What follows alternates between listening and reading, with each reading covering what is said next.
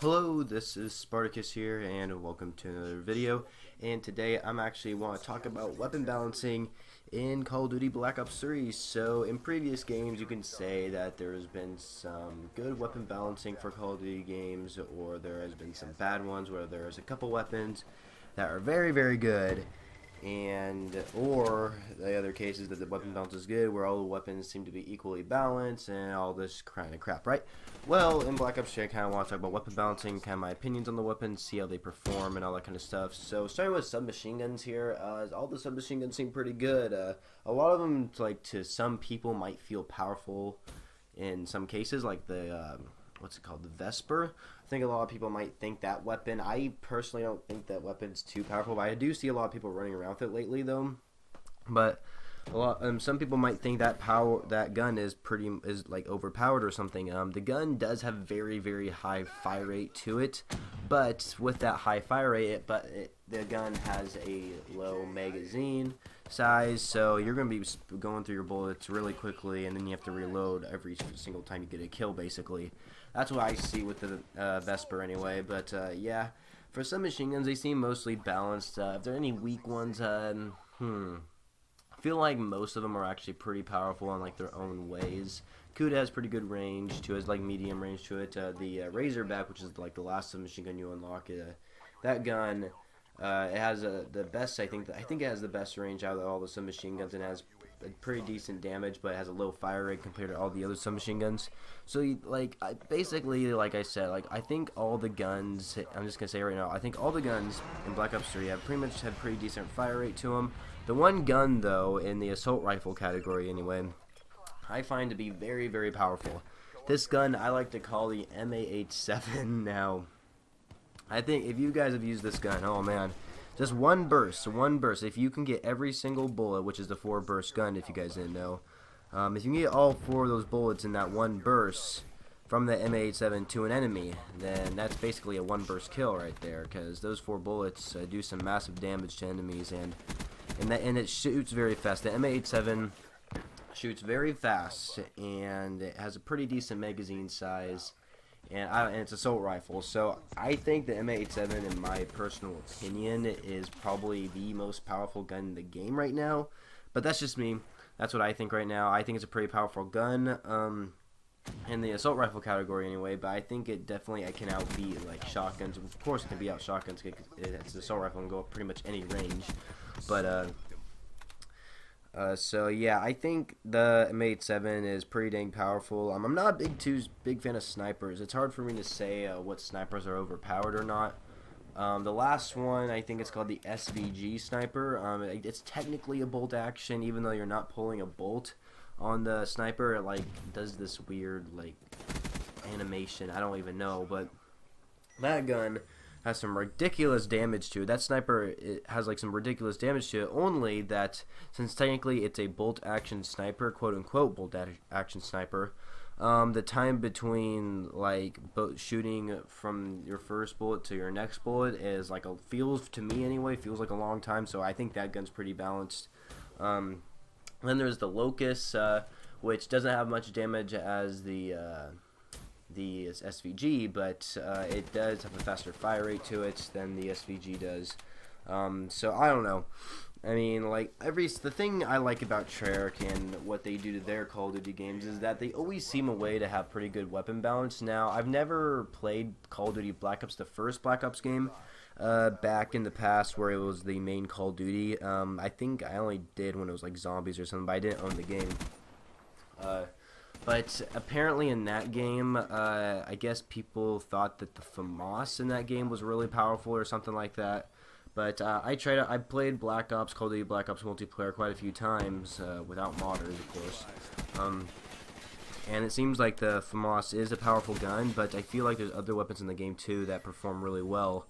So to me, Call of Duty Black Ops had a pretty decent weapon balance to it. World at War, of course, I think, was that their first Call of Duty game? It might have been like Call of Duty 3 or something, or I don't know. But World at War, Treyarch, in that game, it's hard to say if they had good weapon balance in World at War. It was a very old Call of Duty back in the day, but you think about it, World at War took place in World War II, and most of the weapons, like most of the assault rifles anyway, except for like one, I think, was all like a semi-auto or a bolt-action type of rifle, and that's what they were back in World at War. And like the submachine guns were all automatic, and so the submachine guns totally outclassed like every other weapon in the game except for light machine guns. Light machine guns were automatic too, but assault rifles were like useless, it seemed like, because submachine guns and light machine guns in that game really outperformed the assault rifles, even though assault rifles were like 1 to 2 hit kill weapons. But I can't really say. I never played World at War back in the day. I have played it though, but now if you go on it, you're always going to be in a modded lobby, sadly. Black Ops 2. Black Ops 2, I think we can all agree that that game had almost perfect weapon balance. It was pretty good. I will admit, I think Black Ops 2 probably had the best weapon balance I've ever seen, because it may not be the weapon balance that was good in the game. It could be that you had a high health in the game. In Black Ops 2, you had a ridiculous. It seemed like that was the game where you had so much health. Call of Duty Ghosts had like the lowest health, it seems like. Which Call of Duty Ghosts is another game which isn't a Treyarch game, in case you guys didn't know that. Basically, in Call of Duty Ghosts, all the weapons seemed to perform really well, but I think the only reason for that was that you had low health in Call of Duty Ghosts. So, and a lot of people didn't really like that about Call of Duty Ghosts, is that it had really low health in that game compared to Black Ops 2 anyway. But yeah, Black Ops 3 weapon balance, so I want to jump back into. I think it has pretty good weapon balance in my opinion. The M87 assault rifle, that gun, it's pretty powerful in my opinion. I've used it. I think I have more than a 2 KD with that weapon. At one point, like the first time I ever used that gun in an actual multiplayer match, I got a 7 KD with it. So, I mean, that gun is pretty powerful in my opinion. Should I say they nerf it? I kind of want them to nerf the M87 for how powerful it is, but if they nerf it, I'm afraid that if Treyarch nerfs the M87, it might actually become a weak weapon. So I don't know. Not really sure about that weapon. Are there any weapons that I think should be buffed in Black Ops 3? Now, in case you guys actually don't know the difference between a nerf and a buff, basically, if I say nerf a weapon or kill streak or something like that, basically nerf means that it is making the gun weaker. They're doing something with that gun or kill streak, whatever it might be, make that certain thing weaker, but buffing it makes that thing stronger, so it makes it better or something like that. Just kind of clear that up. But do I think there's any weapons in the game for Black Ops 3 that need to be buffed? I don't think there is, in my opinion. A lot of people, and there's a lot of people, it's kind of a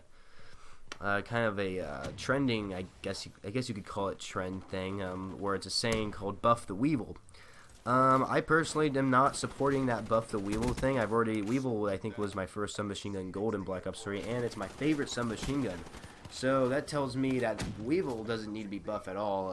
I think the Weevil is a pretty good gun. If they buff it, I feel like it's going to be really powerful, and I don't want to see people running around with the Weevil all the time, kind of like in Advanced Warfare, which I want to get into in just a second. But the Weevil, in my opinion, is pretty good. It has a 50 ammo magazine, this for standard magazine, which is pretty good. It has a pretty good damage to it. The recoil kind of sucks on it, sadly.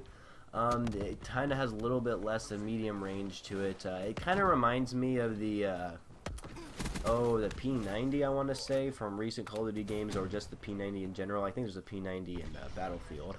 And it kind of like relates to that gun, I feel like, but just from the looks of it anyway, that's what it kind of relates to, in my opinion. But to me, the Weevil is really good gun, and I love running around with it. But of course, I haven't been running around with it lately because I've already got gold with it, and I like to move on to another weapon and see how that weapon performs, just so I can get gold for it and try to get that dark matter camo, right?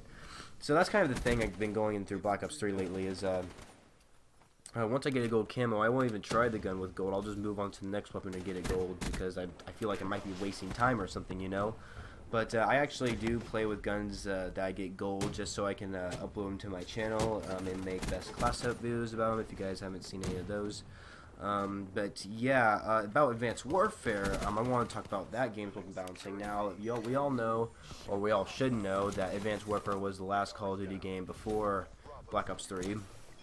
And in Advanced Warfare, weapon balancing was really different. No one would run around with a standard variant of a weapon. There were so many different variants for each gun in the game, and some of the variants were very, very powerful, and it kind of like outbeats the standard version if you're going up against someone with a standard version of that gun or something. And not only that, but the ASM-1 and the BO3, I hated those weapons. I never ran around with those weapons unless I want to get like diamond camo for them or something. And yeah, I hated the BO3 and ASM-1. Those two guns totally broke Advanced Warfare in my opinion. And so yeah, and if there weren't any weapon variants in the game, I would probably hate the game even more, because without weapon variants, I probably would not be able to outbeat people with the BO3 and ASM-1 standard variants, because those guns are just so powerful. The BO3 to me anyway feels powerful because it has like the longer you hold the trigger, the faster it shoots, which means there's going to be more damage per millisecond to the enemy, and that just makes it really powerful. The ASM-1, they buffed the damage but never nerfed it. Ever since they buffed it, they just nerfed other features of the gun besides its damage. And so yeah, Advanced Warfare to me had terrible weapon balancing, and I don't think it was because of the variants and the supply drops, but I think it was actually because of the BO3 and ASM-1. That is my opinion. But yeah, my official opinion on just weapon balancing in general, I think every Call of Duty game should have good weapon balancing. A game without good weapon balancing, cough cough, Advanced Warfare, just in my opinion, I just think that Black Ops 3 has good weapon balancing, and hopefully it'll continue like that into Ghost 2, which will most likely be Ghost 2. I don't know what other game it could be. Modern Warfare 4, highly doubtful, but yeah, this is it for the video, guys. Hopefully you all enjoyed. But yeah, weapon balancing, I think Black Ops 3 has pretty good weapon balancing. The M87 is kind of an iffy there. I think that gun is pretty powerful in my personal opinion. But yeah, what do you guys think? Do you think Black Ops 3 has a good weapon balancing? Let me know down in the comments down below. And I shall catch you guys later on a future video. And also don't forget to subscribe to me if you haven't already, because I do post daily now, because that was kind of my New Year's resolution. I'm going to try and post daily. Hopefully I don't miss a day. That is my goal. And don't forget to follow me on Twitter. I kind of put out some information on there. Also on Twitter it shows that if I've uploaded a new video or not. So yeah, don't forget to follow me on Twitter or subscribe to my channel if you guys haven't already. But yeah, hopefully you guys all enjoyed this video. If you did, please be sure to leave a rating for whatever you guys feel this video deserves. And I shall catch you guys later.